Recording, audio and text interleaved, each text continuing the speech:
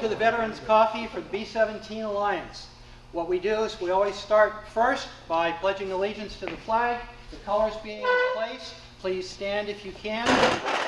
Either remove or not remove your caps as your service considered. You can salute or doff your cap and hand over the heart. Anyway, join me. I pledge allegiance to the flag of the United States of America and to the republic for which it stands, one nation, under God, indivisible, with liberty and justice for all. Please join Terry, who then starts us out with the Star Spangled Banner. Oh, say, can you see by the dawn's early light what so proudly we hailed at the twilight's last gleaming, whose broad stripes and bright stars through the perilous fight o'er the ramparts we watched were so gallantly streaming, and the rocket's red glare, the bombs bursting in air, gave proof through the night that our flag was still there. Oh, say does that star-spangled banner yet wave o'er the land of the free and the home of the brave? Amen.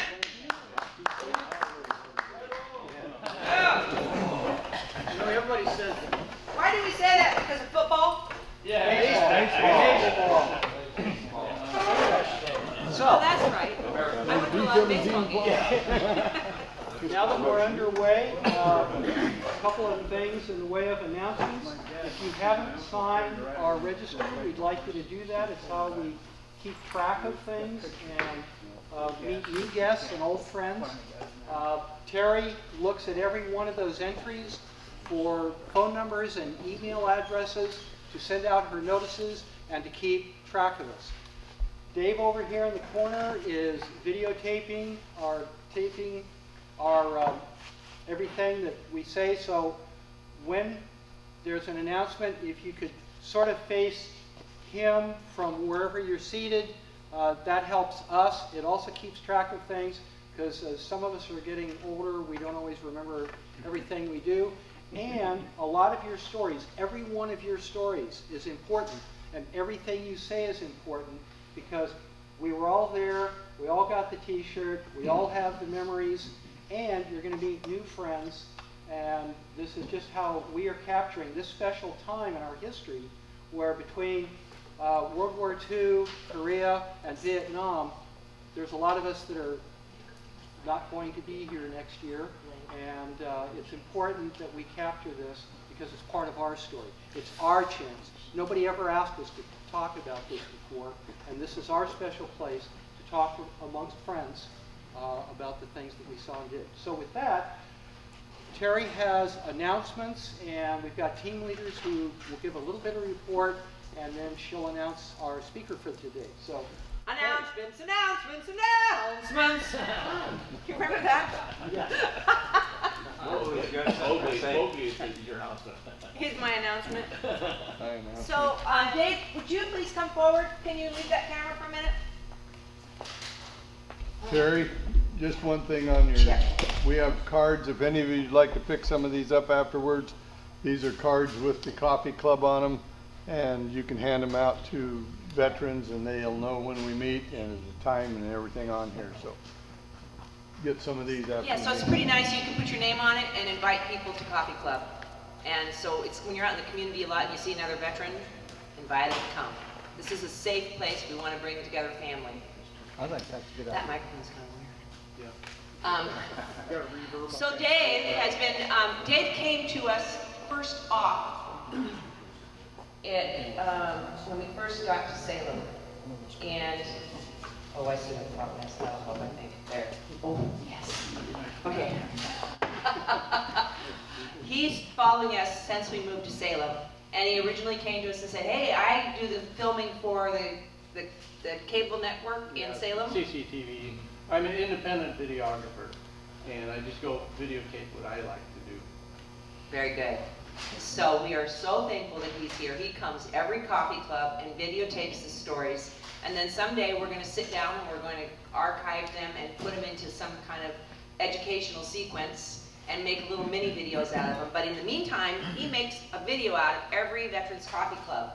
And so he shares them with the speaker, and he shares one with me, so we put it in our library. It's really awesome, and we just want to thank you very much for doing that.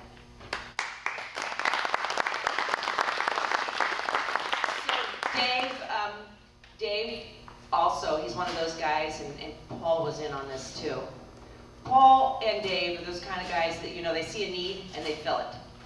And so they were hanging out and they said, do you have a coffee club speaker? And I said, no, we don't. They said, what are we going to do about that? So Dave came up with a solution, and I'm going to let you introduce the person that he invited to come today to share with you. Thank you, Terry. Do have to hold it right in front of your mouth. Anyway, you gotta get used to these mics. I'm normally behind the camera, so I don't use them very often. And anyway, a few years ago, I was over at Jefferson. I videotaped the 3rd anniversary of the All Nations Native Americans Veterans Memorial. And I've been going over there every so often and doing some recording and took some pictures. I've got a display out here of some of the stones for the code talkers. And I'd like to introduce Bill Stam, who started with his wife. They started this All Nations Native American Veterans Memorial. And we're trying to link up to where we can help each other because we're trying to share the stories. And Bill has a wealth of knowledge about the code talkers, and that's what we're going to be sharing today. And so, Bill, if you would like to come up and share your knowledge with us, and I will record it so that we have that knowledge that you impart to us today. And I appreciate you coming over and talking to us because a lot of us have no knowledge or very little knowledge of the code talkers. And so it's important for me. For some reason, I do like the native dress, the shirts and the belt buckles and the things that I pick up. And I've got 50 or 60 pictures of Native American images. And so I'd like to have you share your knowledge with us about what you've put together in Jefferson. Well, thank you. I'm very, very honored to be here with you folks today, especially these World War II veterans. Give you a little background on myself before I start. I am Lakota. I'm a veteran, but I'm extremely proud to be a Native American veteran. I got 7,000 flying hours in Vietnam. I went to Vietnam in 1963, December 17th of 63. I flew 8 years in Nam. I landed at every airstrip that had every place that had an airstrip in Vietnam. I was flying old shakies as a load master, drop master, a rigger. And one thing that I'm really proud of, if you've ever seen the movie Good Morning Vietnam, well, I'm the one that brought Vietnam into Vietnam in 1968. So, it was the biggest load ever hauled on a 124. When I got it on the airplane, I had 11 inches of clearance on each side. It took me 4.5 hours to get it on the airplane. And I did get an article in the Air Force Times for it, which ain't nothing, but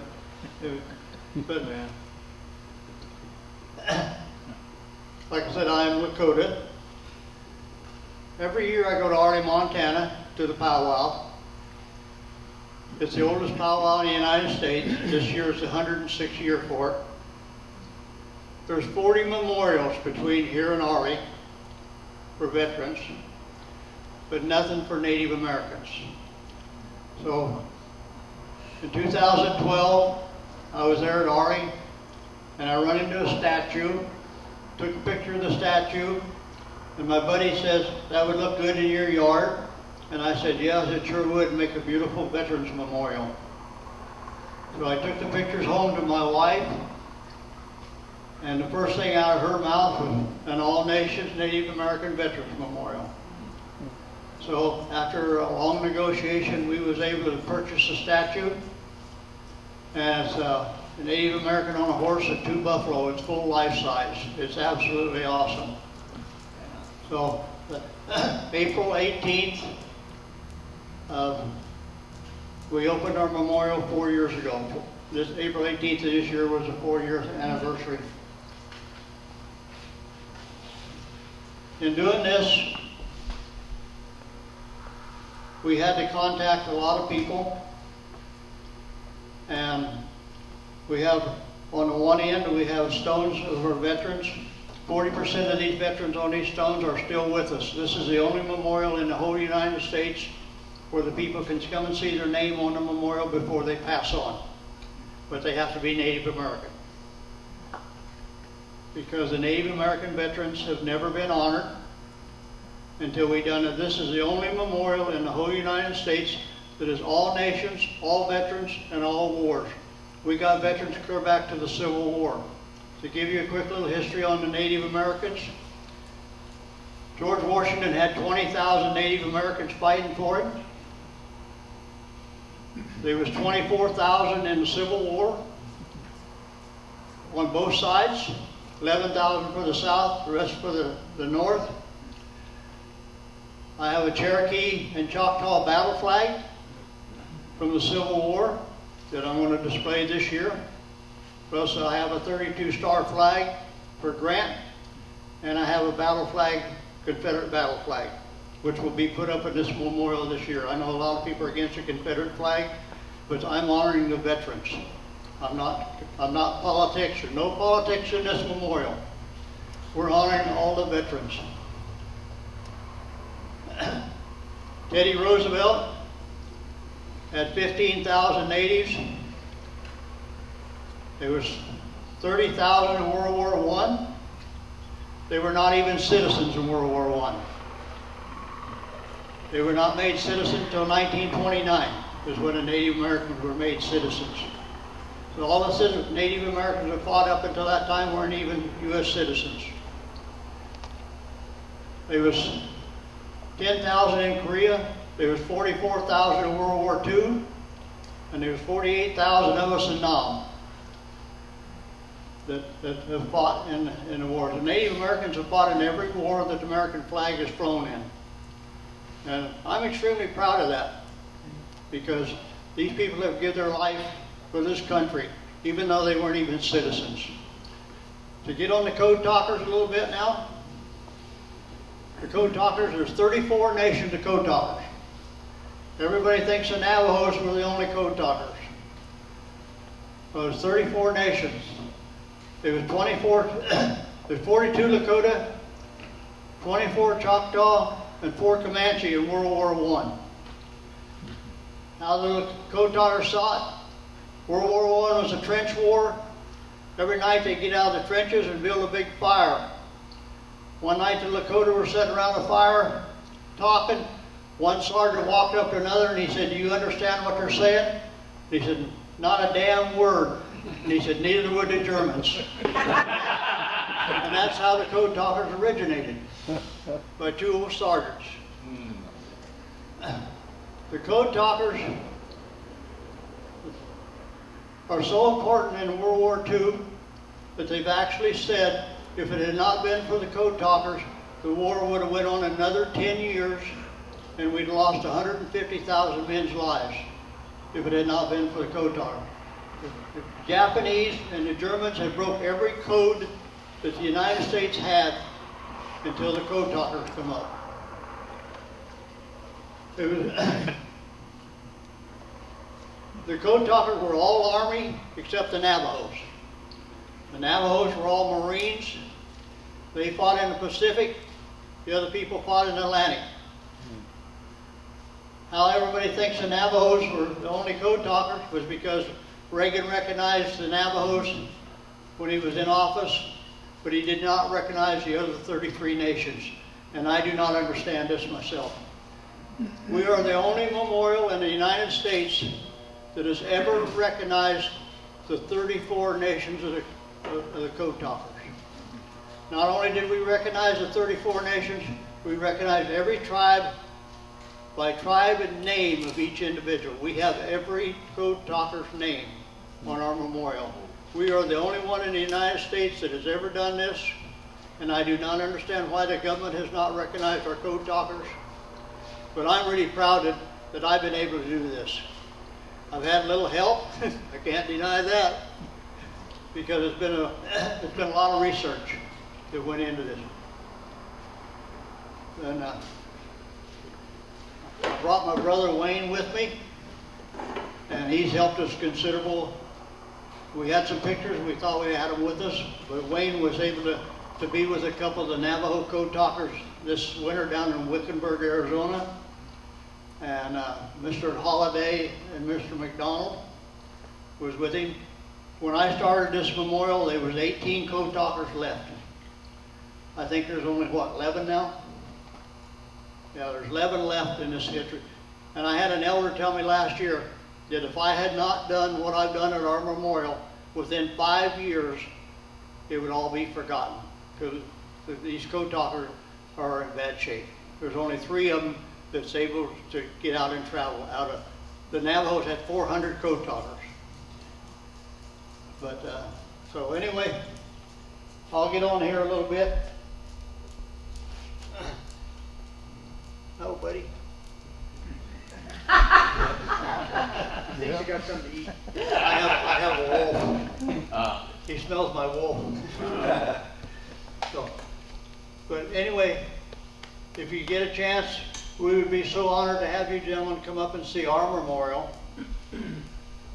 It would be we'd be so thrilled to have you. We have veterans homes bring bus loads of veterans up to our place all the time.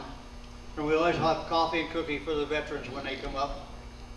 And in the last 2 years, we've had 1,700 visitors, 38 states, and 12 countries have come to see our memorial. I just had a gentleman from Germany come here last month, and he's been able to go to every burial grounds in France and all through Italy and everything. And it was absolutely awesome to talk to him. And he was so impressed with our memorial that he said he's going to come back next year, which I hope he does. But anyway, to go through the code talkers. I don't know, you got the Apaches first, Dave? Oh, yeah. The Apaches were the first. The Cinnabons were second. Mr. Gilbert Horn just passed away last year. He was the last of the Cinnabons. I had the great honor last month. His daughter come down from the Cinnabons was up next to Montana in Canada. His daughter come down last month and presented us with a tribal flag. My goal is to get all the tribal flags for the 34 nations. And right now I have 17 flags. They're like pulling teeth to get these tribal flags. But we're slowly gaining on them. Wayne has helped me quite a bit. He got us a couple flags when he was down in Arizona. I now have a Navajo flag. I just got that about 6 months ago. I got a Slet's flag, although there was no, which is a tribal flag, but there's no code talkers. There was no code talkers past the Lakotas. And there was 9 nations of code talkers from the Lakota nations. There were no Cherokees used as code talkers. There was 1 Cherokee used because he spoke Choctaw. The Cherokees could not be used because they had a written language.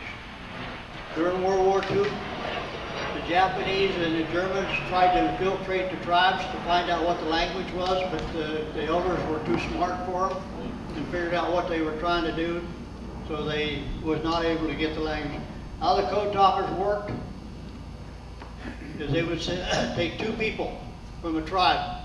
One would be at headquarters and one would be on the front line. And they would transfer their messages back in their native language, back and forth. And one of the things is, on the Navajos, for example, there's no word for the word S. The Navajos have nothing for the word S. So the Japanese were always looking for the word S.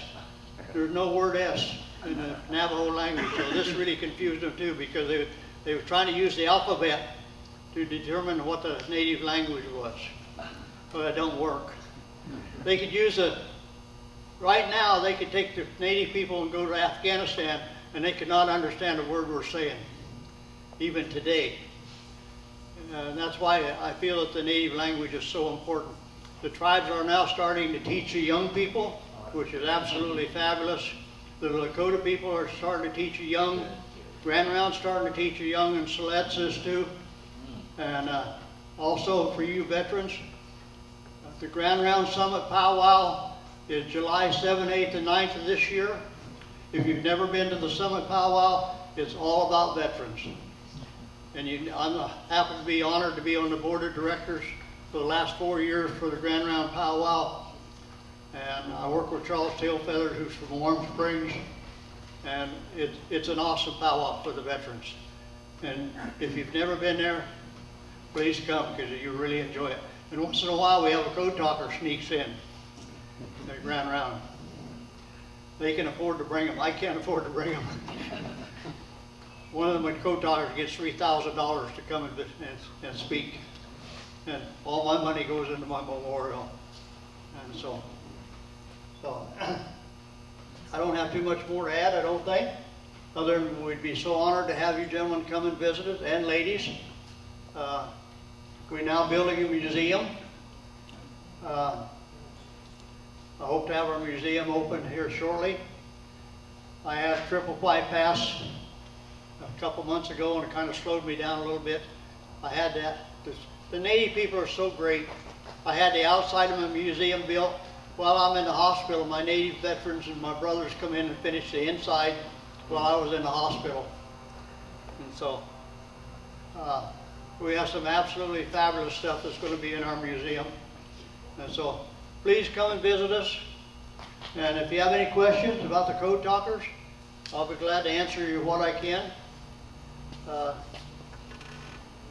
As most people say, they tell me the walking dictionary when it comes to the Native people, but I don't know about all that. But anyway, thank you so much for allowing me to come.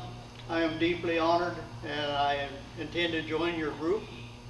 I think what you're doing is just absolutely fantastic, and I'm so impressed to see this 17 sitting here that I'd like to be a part of it.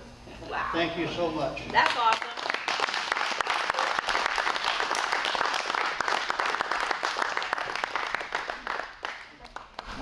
I can always give a hug to a beautiful woman. Oh, that is so cool. I'm so glad you're going to join us. I'm an 82-year-old man, but I can still give these young women a hug. We want to give you a little token of our gift for you. It's a cool little pin with a light and everything, and one of our postcards too, so you won't forget us. That was wonderful. As I watched you, and you all were glued to him. That was so interesting. Thank you so much for sharing. It was awesome. It was really an honor for me to be here. It really is. And I deeply appreciate you allowing me to speak. And I'd love to have you come and see our memorial. Indian Country Today, last June, ranked us as the ~2 Native memorial in the whole United States. That's awesome. Which is just incredible. We beat some $4 and $5 million memorials. And I guarantee you this one don't have no 4 or 5 million in it. And this is something that my wife and I started, and it just, it's just been incredible, the help we've get. And the help has been by the people. Not just, and they don't have, and our help has not been just native people. There's been a lot of support by non-natives, which I dearly appreciate that very much. Because you don't have to be a native to come and see our memorial. But one thing I forgot, there's only 8 Native American memorials in the whole United States. We are the number 8th one. The other 7 are on the reservations just for their tribe. This is the only one that's open to all nations, all veterans, and all wars. And like I said, we go clear back to the Civil War. We have a lady on our memorial. Her name was Ola. Ola's still with us. She's 97 years old. And she was the first Native American woman fighter pilot in World War II. And she lives at Pine Ridge, South Dakota. And we're getting ready to do a story rock about Ola. I've talked to her on the phone. I haven't met her yet, but she told me when I get back to Pine Ridge to come and see her. And I definitely intend to come and see her. So thank you so very, very much. Yes, sir. And your location again, sir?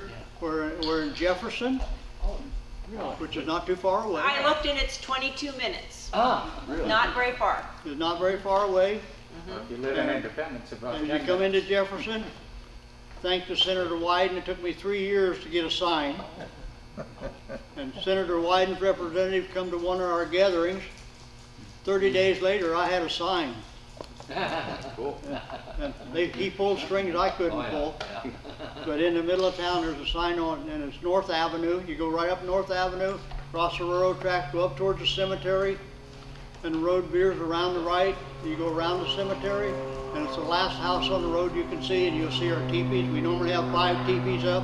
All our flags are flying. And one thing I'd like to add, we do something for Jefferson every year. Our memorial does. This year we signed up with the Marion County Sheriff's Department, which you people are all Marion County, to get a canine. So all our fundraisers have been to help get a canine for Marion County and Jefferson. And we've had 2 fundraisers, and we've raised over $2,000 so far. We are going to have our 3rd fundraiser June 10th. If you'd like to come to it, we're having buffalo and elk chili and fry bread. The buffalo and elk chili recipe is 200 years old. My wife makes all the chili. I don't even know what she puts in it. When she gets to this one pot, she tells me to leave the kitchen.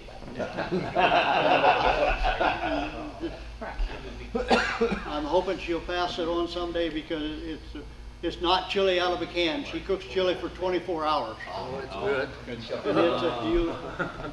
yes, sir. What's the date again? 10th of June. Yeah. Oh. Uh-oh. That's- Naughty, naughty. That's our plan. That's the order. Darn it. Yeah. Make them all. Yeah. Rain check? Yeah, rain check. There we go. It's on for 1 o'clock.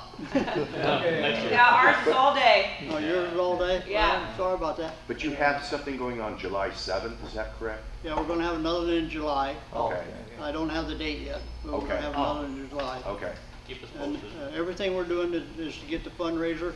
We had a Native American style show last month, and we had people from Northern Cheyenne. The ladies' regalia was 100 years old, just absolutely incredible. And they brought 3 of the canines too.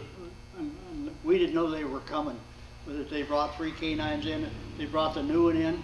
We started a fundraiser to get a dog, and somebody donated a dog, so now we're paying for the training. And what's really awesome to me, the new handler is a Native American veteran.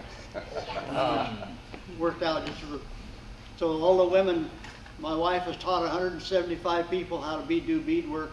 So all the young women are going to bead a coat for the dog when they go to show him and stuff. He'll be wearing a Native American beaded jacket. We need a bomber jacket. So, and as I told the gentleman from the years ago, I used to run the gun shows all the time, and I found a B-50 or a World War II gunner's vest, which I'm going to donate to the museum. And I'm so proud of what you guys are doing, and And I'm so honored to meet these World War II veterans. These World War II veterans, I flew my butt off in Vietnam. But what these World War II veterans did is just totally incredible. And I have so much respect for the World War II veterans. And when I meet these code talkers of the World War II and everything, it's such an honor to meet the World War II veterans. And I was in the Navy when I was in Korea. I didn't feel I'd done anything. All we did was throw some shells into Korea. I didn't do anything. So I got out of the Navy and went in the Air Force, and I went there to fly, and I made up for it in Vietnam. Yeah. Get that right. Yeah. And I have a total of 12,000 flying hours altogether. In what now? So I flew Old Shakey's in Nam, Oh, yeah. and then they put me on the cigar burger, the 141s, after Vietnam, and I don't like cigar burners. When I made E8, they asked me to stay in and fly C5s. I told them I would not fly C5s. So they downgraded me to an E7. So I retired as an E7. And because they wanted me to stay another 4 years to get my E8 and fly C5s, and I would not fly C5s. So I love these prop airplanes. Thank you so much. And I'll shut up now. Thank you.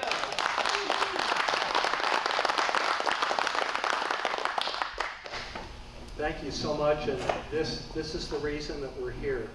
One of the things that we normally do a little bit earlier in our agenda, but it's perfectly fine that we'll sort of do it backwards now, is I'd like a show of hands.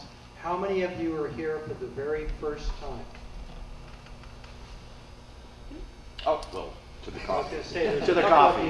you that put your hands up that I'm going to call on, and also Terry is going to call on, because what we traditionally do is, if you're here for the very first time, we'd like you to stand up and just briefly tell us who you are, where you're from, how you found us, and what you did when you were in the service. So I'll start with you, and the rest of you will need to just get up and talk. You need to tell them about your uncle. Oh, I'll get to that. Wayne Dow, I'm from the Oregon coast. Really? Like this? Yeah. Yeah. And I flew in Vietnam on Chinooks, and later went into gun teams, worked in the Mekong Delta, and went into Cambodia and Laos with this outfit. I left Americal and went to 1st Aviation Brigade. I was shot down 3 times, and I was on a camp that was overrun, and I think there was 282 guys lost their life on that camp. And so anyway, after all this is over with, years later I met Bill, and he got me involved with this. And I gotta say, this is the greatest ride I've had in a long time. I've been a professional horseshoer for 50 years. Worked on the racetracks, watched Secretariat run, which everybody knows Secretariat. Yeah. And I got an uncle from World War II that flew a suicide mission basically over Europe. He was B-17. His airplane was named after Man of War, the racehorse from World War II. And they went out on a mission, told the family he'd never see him again. Of course, I never met him. I wasn't even born. But there was 30 of them. They went in and they made a big circle and got the Luftwaffe to chase them out of Europe or out of Germany. And 175 B-17s did a flank sweep on them and obliterated Hitler's manufacturer. I don't know the dates or times or anything like that without getting out my grandmother's letters that she got from him. And some of this stuff was classified, I'm quite sure. And I don't know as we'll ever know all the facts, but the people from Mount Dole, France has contacted me through the VA and has contacted my brother actually found this out of stupidity one day playing on the internet. We found pictures of the airplane. So I talked to Pierre Petit, which is an eyewitness of this airplane going down. I don't know as we'll ever know the extent of how he got killed, but he was buried in the Americana Cemetery. The NCOs are buried here, the officers are buried here, and Uncle Willie's buried out in front of all of them. General Patton isn't buried in front of his own men. So whatever he's done some heroic thing. He got the Medal of Valor for it. So anyway, I would like to have you guys copy these pictures. You're welcome to it. I'll give you the information that I know about it. We're still learning, and I may fly to France at some point. I don't know if there's any pieces of this airplane left, but they contact me all the time and want me to come over. So I'm going to stay in touch with this museum and this project and see how this thing all plays out. But that's just a little history from my family. And to go back to the Code Talkers again, just one closing piece of humor. I was with Sam and we were talking there, and before he left Wickenburg, he informed the kids that he wanted to stop and have a hamburger. And when they went to pull in the Tasty Freeze, apparently he's lost his wife. He's 95 years old. He informed all the family that was in the vehicle that he wanted to find the kids a new mother. At 95. Okay. Mr. McDonald, speaking of the code, and I've kind of briefed Bill as to what Mr. McDonald said. He said that not only did the whole world not know what the code was, even the Navajo didn't know what the code was at that time. It was so secret, they told them that they could not leave the room with any paperwork or anything written on them relating to the code. And after the war was over, Mr. McDonald said that if anybody asked you about this, because they didn't declassify this code for many, many years, that you just simply worked in communications. So I don't know when I think it was 62 or 3, somewhere around there, when they finally declassified the Navajo code. Anyway, that's all I got for now. Thank you.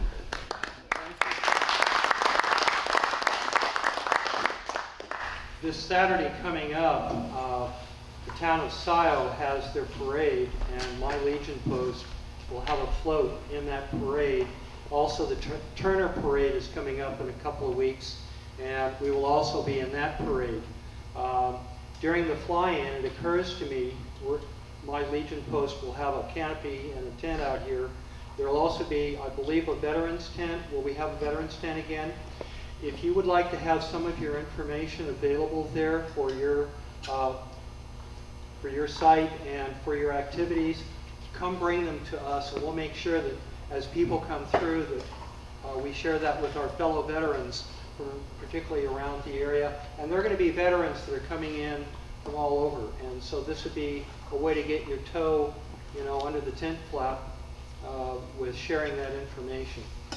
We've got another couple of people that are here for the first time. You want to come up here, but we need to make sure that Dave records you. You want to come up and talk a little bit about yourself? Absolutely.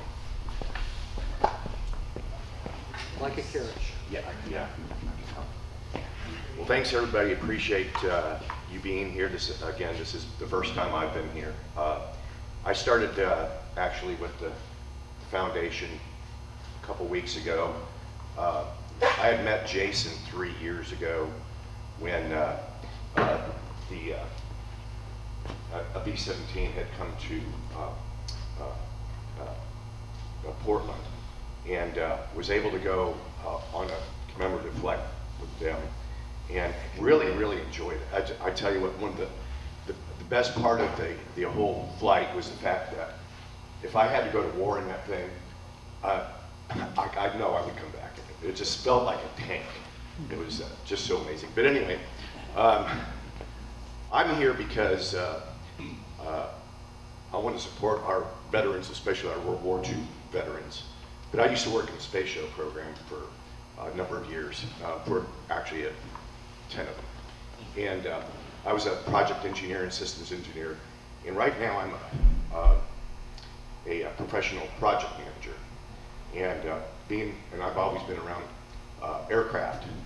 And I used to fly. I have my pilot's license, but I'm no longer current. But anyway, so I wanted to bring some project management expertise to the foundation. And help them get organized and be more efficient, do everything that we need to do to get this airplane flying again. I had a really bad accident 6 years ago. I have a broken back. I'm fused in 3 spots, and I don't stand very well. I'm not going to be going inside the fuselage very often, but I don't think I'll need to. But anyway, so I want to thank you for coming today. I'm really, really impressed with what you've done and the services you provided our country. Loved hearing about your stories, and I'd like to go to Jefferson, and hopefully maybe you can. Love to have you come. Hopefully maybe, I'd like to find out when you have your activity there in July, because I think June, I think is pretty much wiped out for me, but I certainly want to go. You like chili? Oh yeah, I'm a big fan. I'm sure I can't make it as good as you, or your wife, excuse me. But anyway, so this is going to be a big job for us. I know people will say, oh, can't be done. It can be done. I have no worry that this is going to be done. And it's going to be a beautiful airplane. And I can't wait to fly it. I hope I have that opportunity. But with that being said, thanks so much. I really enjoyed being here. And we'll see you again soon, I'm sure. All right, thanks so much.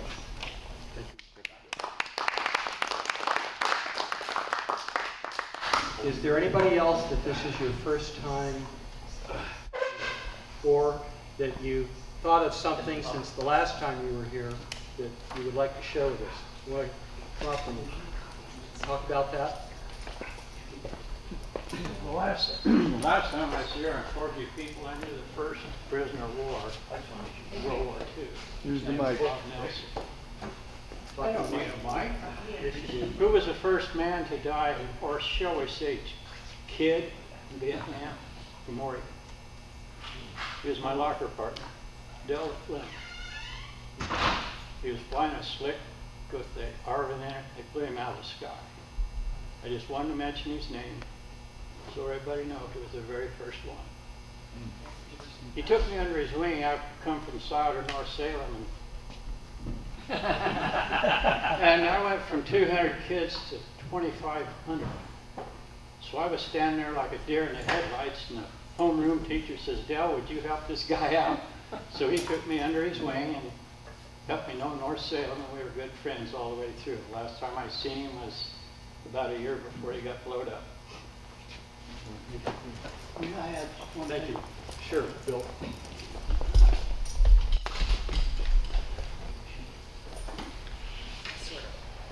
One thing I need to add, I'm not a hero by no means. The heroes are the ones that are still there and the ones we brought home. My job in Vietnam, one of them that I absolutely hated, every month I carried 225 coffins from Vietnam to Clark. That was my job. I landed there December 17th of '63 with 23 Green Berets. That was the 17th of December. Christmas Day, 7 of them were killed. I do not enjoy Christmas. But this is some of the things that the people are not aware of unless you've been there and done that. And you guys have been there and done that, so you know what I'm talking about. But also, I had a tremendous doctor. In '65, I was totally burned all the way from my knees up. My whole body was second and third degree burns. The only thing I can show it now is my hand. But other than that, I had a tremendous doctor. So, as you guys know, we all been there and done that. Thank you so very much for everything you guys have done, and thank you for all your service. It is so dearly appreciated, especially by the Native American people. We have, at every powwow, we are the only people in the world. We honor our veterans at every powwow. If you've never been to a powwow, you need to come and see it because your veterans are honored at every powwow. We don't care whether you're Native American or not, you're a veteran. That's why I say, please come to the summit on July 7th, 8th, and 9th, your grand round. You'll absolutely love it. Thank you so very much for letting me hear out of my mouth. I'm going to turn this back over to Terry. Again, please sign the clipboard. Thank you so much. If you haven't signed it already today, please sign that with your latest information. Make sure that Terry knows how to get a hold of you. We have another special guest that we'll be getting to in a couple minutes as we get ready to close this out. So back to you, Terry, for the short run. There's a secret special guest that I'm not aware of. So after last coffee cup, so 2 things I need to talk about. I neglected to share with you the results of a new outreach that our club is doing, and Paul went up with me and met me. We had said that we would attend homeless veterans' funerals. And we did our first one about a month ago at Willamette National Cemetery. And I want to tell you what, it was eye-opening for me. Dignity Memorial did a fabulous job recognizing this veteran. They gave a wonderful ceremony, and after it was over, I had a new awakening as why we should do that. We had said that we wanted to do it to kind of pull the club together, to give us purpose, to give it outreach to something else. And when we went, we had about 10 representatives there from the B-17 Alliance Club. And it was really great. I was really glad we were there. How about you, Paul? How'd you feel? Well, I'm not too happy about attending funerals. Most of all my own when it comes, but I'm glad we went. Yeah, it was good. It was good to be there together. Then also last month after Coffee Club, I can't remember exactly who was in the huddle, but we had a little huddle. Maybe it was after National Day of Prayer, because National Day of Prayer we celebrate. And this year I had the fortunate opportunities to meet one of your young leaders from Grand Ronde. And I had seen her, and she did the Lord's Prayer in sign language, which I would believe is Native American Sign Language. I know who you're talking about. It was gorgeous. So I invited her to our National Day of Prayer, and she did it for our breakfast. It was wonderful, really neat. And so then after that was over, we had a group of people who we were talking about doing like a tour to go out and see. You're in that group, Paul, about going over to Grand Ronde and going to their veteran outreach and just getting to know them. And so what I need is somebody. I can't coordinate any more things. I just can't. And so if someone is interested in kind of, being the go-to and coordinating some of those kinds of outreaches, I can bring my Suburban and drive, but as far as, coordinating the people and coordinating time and all the stuff that goes into putting something like that together, I can't do another thing. And so if somebody wants to step up and do that, I would love it, and we could do it as a club. And so if you're not already committed to doing a whole bunch of other stuff, then that would be a great place for you to help us out. So we could go visit as a group to your facility. They need to come to the Summit Powwow. Yeah, and we could go to Grand Ronde and get to know those veterans too, as a group. That would be fun for us to do together. We have as many as 900 veterans come to Really? the Summit. Yeah. 900 veterans. What are the hours for his museum? What are the hours for your museum? 24/7. Oh, it's a drop-in basis. It's at his home, so there you go, right? Okay. Last year I had a gentleman pull in my driveway at 9:30 and drove all the way from Wisconsin. Oh. And I was not about to turn him away. Yeah. How about the Dalai Lama? Actually, yeah. The Dalai Lama, isn't that Rajneesh? No. That's an idiot. Yeah. Really? Good boy. Yeah, no. Okay, just a reminder, hope you show up third Thursday of every month. We are here. We've got the fly-in coming up. There will be a lot of activities. We're going to have a veterans tent, so if you are involved with any of your various veterans organizations, VFW, American Legion, BVA, and so on, there will be a veterans tent, as well as the State and American Legion post will have a canopy out there. We'll have information. Welcome all people. It's a great time to meet other veterans. I forgotten who the actual sponsor is of the camp out here. It's a living history group, Northwest, something living So history. it's essentially a World War II camp, sort of looks like something out of MASH, but there's a lot of history, a lot of original equipment out there. Last year, when we had Grumpy here, the B-25, the guy next door who owns a half-track sort of got bored with what was going on during the day and started taking people around, recognizing that us folks have a hard time walking out to the flight line. So he started giving rides on his half-track, and then because the local tug here could not handle the weight of a fully loaded B-25, he started being the tug for the B-25, and a number of us have videos of the Grumpy B-25 being towed around as it was getting set up, coming in from a flight or taking off for a flight. And at the very end of the weekend, it was sitting there, and we were having rain showers off and on, and there was a rainbow that perfectly framed out over the hills back here, the B-25. And so I have on my phone the rainbow framing Grumpy, the B-25, and the half-track is sort of sideways in front. That's This one year of we're the going to best have 2 pictures I ever half-tracks, did. and for a small donation you can get a tour of the airport in the half-track. Yep. So we've got plenty going on. There are great activities. There's stories between us that we share. Be sure to talk with Dave. And do you have an announcement? Well, Bill has left some of his cards over here, so if anybody wants a card for the All Nations Native American Veterans Memorial, Bill's got them over here.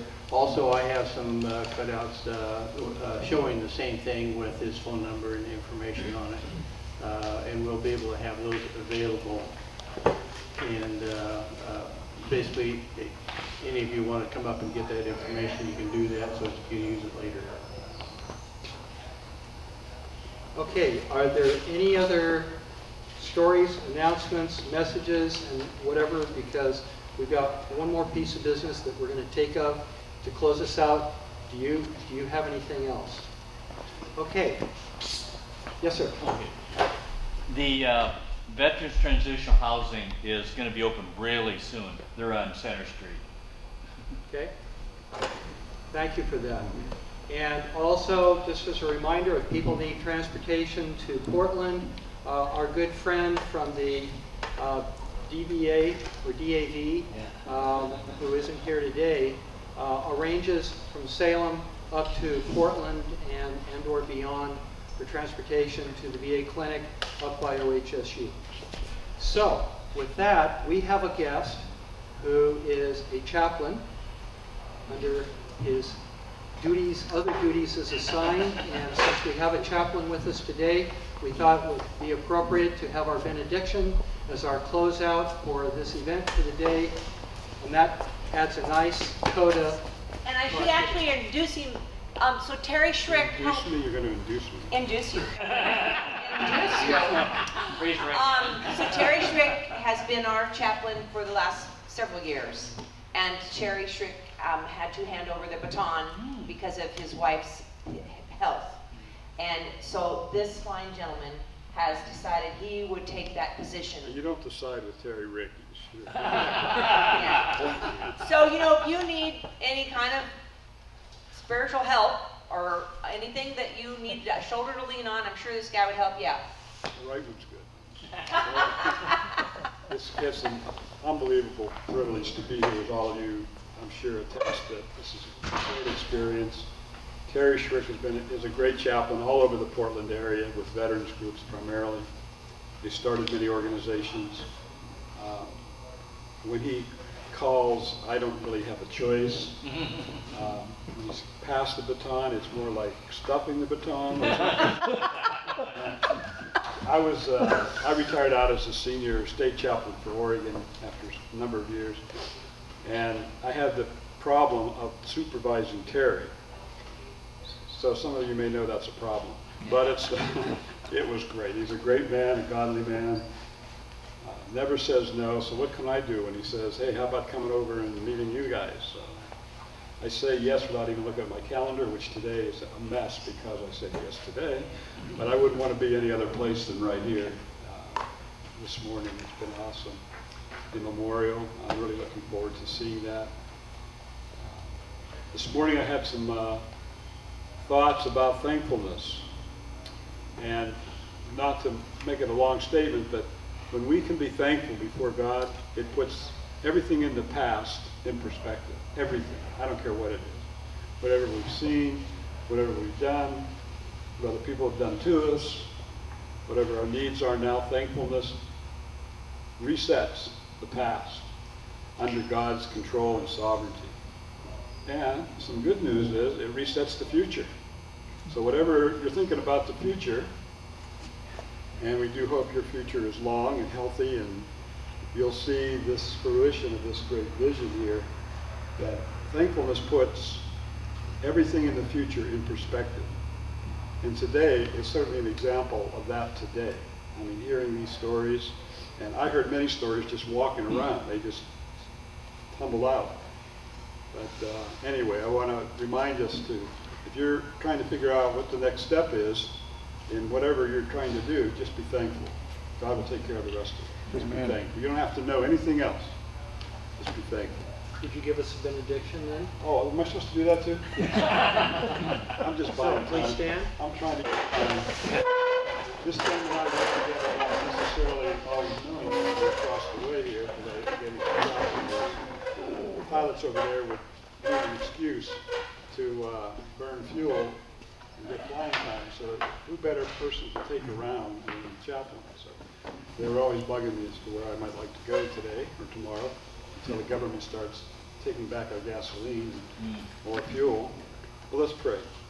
Father, we are humbled because of your great work in our country, in the lives of these men, in the lives of those who are not with us today.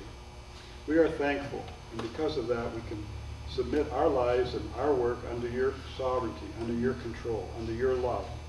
And we know that that's just the beginning, because today's a new day. And tomorrow is a new day, and we can, as we continue to be thankful and look up in faith, think about what we can do for our fellow man, we are going to see your blessing.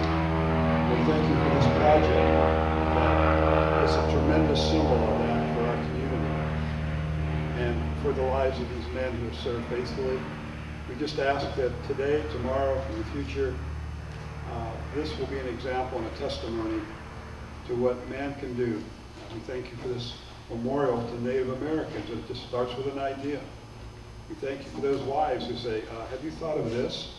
And the next thing you know, our life is under a whole new level of management. So we just thank you again for your work. Bless these men, Father, their families, the concerns they have. You know, I thank you that we can be thankful in you. In Jesus' name, amen. Amen. At ease. Bill. For any of you that have not purchased a B17 pin, we have your B17 pins here. They're $5. So anyway, yep, you can see some of us are wearing them, so I'd be happy to fix you up. Very good. Thank you. Don't forget your coffee club cards. So we stand adjourned and are concluded for this month. Thank you. I think we need to